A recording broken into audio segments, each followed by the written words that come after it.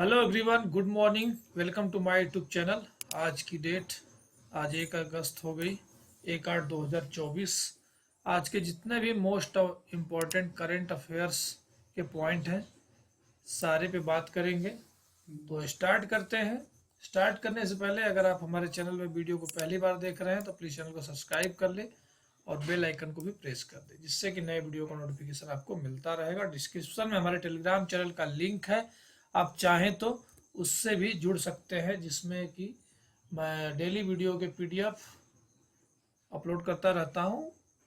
तो स्टार्ट करते हैं। कुछ मोस्ट इम्पॉर्टेंट जो आज 1 अगस्त है, जुलाई के जितने भी मोस्ट इम्पॉर्टेंट डेज ख़त्म हो गए उनके बारे में बात कर लेते हैं, एक बार रिवाइज कर लेते हैं, फिर स्टार्ट करते हैं। 1 जुलाई को सीए दिवस, जीएसटी दिवस और राष्ट्रीय चिकित्सक दिवस मनाया जाता है। 2 जुलाई को विश्व खेल पत्रकार दिवस मनाया जाता है। 3 जुलाई को अंतर्राष्ट्रीय प्लास्टिक बैग मुक्त दिवस मनाया जाता है। और 4 जुलाई को अमेरिका का स्वतंत्रता दिवस मनाया जाता है। 6 जुलाई को विश्व जूनोसिस दिवस मनाया जाता है। और 7 जुलाई को विश्व किस्वाहिली भाषा दिवस मनाया जाता है। और 10 जुलाई को राष्ट्रीय मत्स्य किसान दिवस मनाया जाता है।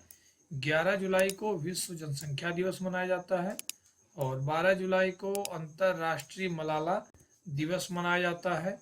और 14 जुलाई को बैस्टिल दिवस मनाया जाता है। और 15 जुलाई को विश्व युवा कौशल दिवस मनाया जाता है। 16 जुलाई को ICAR का स्थापना दिवस मनाया जाता है। और 17 जुलाई को विश्व अंतर्राष्ट्रीय न्याय दिवस मनाया जाता है। 18 जुलाई को नेल्सन मंडेला अंतर्राष्ट्रीय दिवस मनाया जाता है। और 20 जुलाई को अंतर्राष्ट्रीय शतरंज दिवस मनाया जाता है। और 20 जुलाई को ही अंतर्राष्ट्रीय चंद्र दिवस मनाया जाता है। 22 जुलाई को पाई सन्निकटन दिवस और राष्ट्रीय आम दिवस मनाया जाता है। और 23 जुलाई को राष्ट्रीय प्रसारण दिवस मनाया जाता है। और 24 जुलाई को राष्ट्रीय आयकर दिवस मनाया जाता है।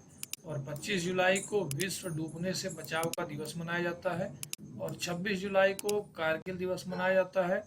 और 27 जुलाई को CRPF का स्थापना दिवस मनाया जाता है। और 28 जुलाई को विश्व हेपेटाइटिस दिवस मनाया जाता है। और 29 जुलाई को अंतर्राष्ट्रीय बाघ दिवस मनाया जाता है। उसके बाद स्टार्ट करते हैं आज के कुछ मोस्ट इम्पॉर्टेंट करेंट अफेयर्स।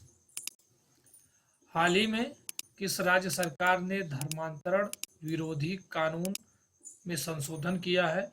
तो यह उत्तर प्रदेश सरकार ने, ये उत्तर प्रदेश के मुख्यमंत्री आदित्यनाथ योगी के नेतृत्व वाली प्रदेश की बीजेपी सरकार ने विधानसभा में धर्मांतरण संशोधन विधेयक पास करा लिया है। इस संशोधन विधेयक में धर्मांतरण को लेकर सजा का प्रावधान बढ़ा दिया गया है। इस विधेयक का नाम उत्तर प्रदेश विधि विरुद्ध धर्म संपरिवर्तन प्रतिषेध संशोधन अधिनियम 2024 है।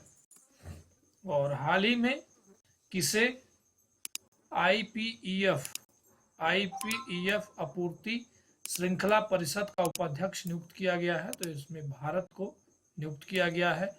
वाणिज्य एवं उद्योग मंत्रालय ने जारी एक बयान में कहा है कि भारत को आपूर्ति श्रृंखला परिषद का उपाध्यक्ष निर्वाचित किया गया है। मंत्रालय ने कहा कि भारत हिंद प्रशांत क्षेत्र में एक लचीली आपूर्ति श्रृंखला विकसित करने में महत्वपूर्ण भूमिका निभाएगा। हाल ही में सिंगापुर और किस देश ने असैन्य परमाणु सहयोग समझौता किया है? तो सिंगापुर और अमेरिका ने असैन्य परमाणु सहयोग समझौता किया है।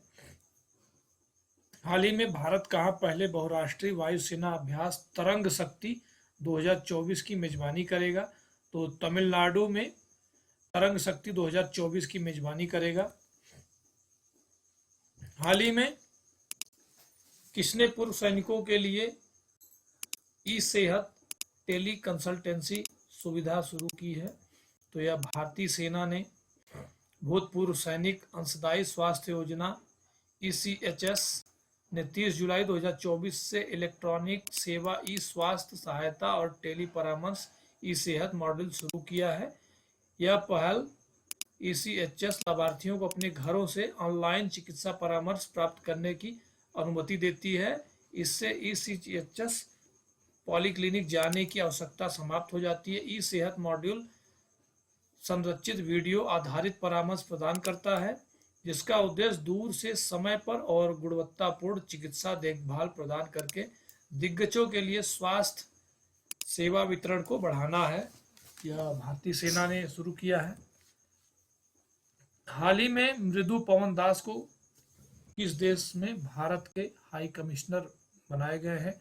तो रवांडा देश में मृदु पवन दास को हाई कमिश्नर इनको बनाया गया है और ये 2004 बैच के ऑफिसर हैं। हाल ही में विदेश मंत्री एस जयशंकर ने कहाँ महात्मा गांधी की प्रतिमा का अनावरण किया है? तो हमारे विदेश मंत्री एस जयशंकर ने टोक्यो में महात्मा गांधी की प्रतिमा का अनावरण किया है।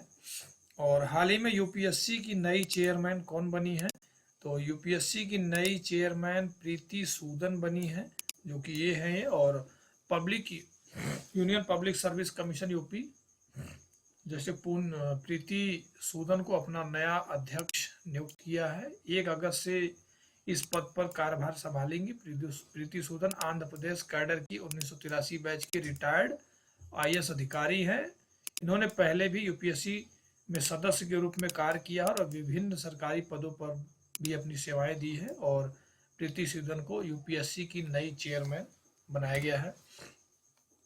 हाल ही में किसने भारतीय आभूषण बाजार में प्रवेश करने के लिए इंद्रियां को लॉन्च किया है? तो बिरला ग्रुप में ये इंद्रियां लॉन्च किया है। जैसे तनिष्क हो गया, ऐसा हो गया, वैसे ही बिरला ग्रुप ने भी लॉन्च किया है।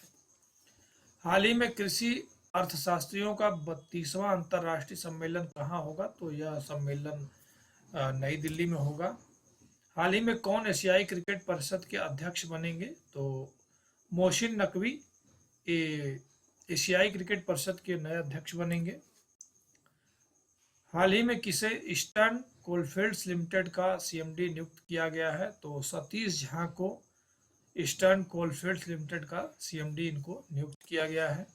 और हाल ही में आर्मी मेडिकल सर्विस की पहली महिला DG बनी है, साधना सक्सेना। हाल ही में किसने AI चैट बोट सेवा लॉन्च की है? तो सेबी ने यह चैट बोट सेवा लॉन्च की है, जिसका फुल फॉर्म होता है security and exchange board of India. तो इसका हेडक्वार्टर कहाँ है? मुंबई में। और इसके हेड है माधवीपुरी बच।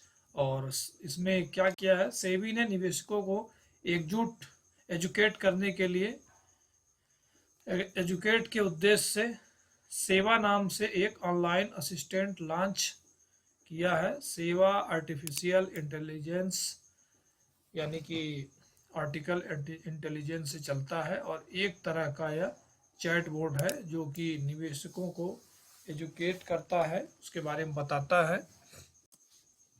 हाल ही में RBI से किसे क्रॉस बॉर्डर पेमेंट का लाइसेंस मिला है? तो इसमें क्या है कि आपको बिलडेस्क और एडेन और अमेजन पे यानी कि ऑप्शन हमारा D सही हो जाएगा। उपरोक्त सभी को RBI से क्रॉस बॉर्डर पेमेंट का लाइसेंस मिल चुका है। हाल ही में WTO यानी कि वर्ल्ड ट्रेड ऑर्गेनाइजेशन की रिपोर्ट के अनुसार भारत को डंपिंग रोधी शुल्कों में विश्व में स्तर पर कौन सा स्थान मिला है? तो इसमें दूसरा स्थान भारत को मिला है। हाल ही में रोहन बोपन्ना ने संन्यास की घोषणा कर दी है। उनका संबंध किस खेल से है? तो रोहन बोपन्ना टेनिस के खिलाड़ी हैं, उनका संबंध टेनिस से है। हाल ही में विश्व शिक्षा सम्मेलन 2024 का आयोजन कहाँ किया गया? तो दुबई में इसका सम्मेलन किया गया। अब लास्ट में एक बार आज और कल के कुछ मोस्ट इम्पोर्टेंट क्वेश्चनों की हम रिवीजन कर लेते हैं।